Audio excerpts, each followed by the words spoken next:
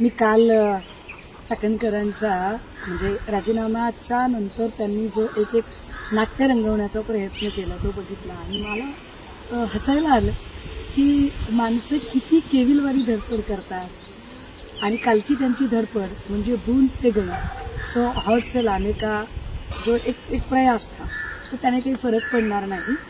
मुळात ते नोटीस पाठवणं वगैरे ते सोडून द्या. तुमच्या डोक्यावर अटकेची टांगती तलवार आहे त्याचा विचार करा. कारण तुम्ही त्या सगळ्या गोष्टींना अवगत होता. तुम्हाला 1 वर्षापासून कल्पना होती. तुम्ही पीडितेचा आवाज दाबायचा प्रयत्न केला. संघटित गुन्हेगारीचा हा प्रकार होता.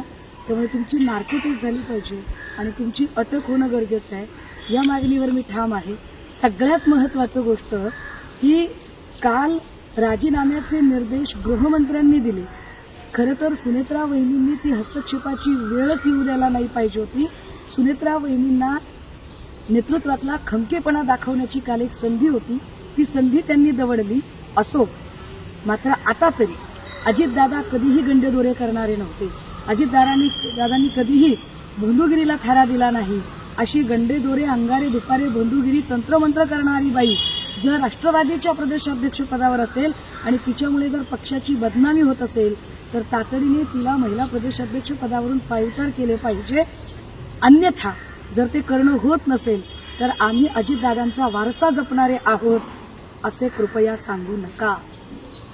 त्यामुळे काय चाकणकर बाई, तुम्हाला काय नोटिसा तुमचा जामीन झाल्यानंतर करा. आधी तुमची जी अटकेची टांगती तलवार आहे त्याचा विचार करा. 500-600 कोटी रुपये तुमच्याकडे आहेत. तटकरेंसारख्या प्रवृत्तींचा आशीर्वाद तुमच्यावर आहे. त्यामुळे माझ्यासारख्या सडाफटीन चळवळीतल्या माणसाला तुम्ही धमकावण्याचा नक्की प्रयत्न कराल. परंतु अशा धमक्या गेल्या 25 वर्षापासून आम्ही रोज बघत आलो. मी एन्जॉय करते तुमची धमकी.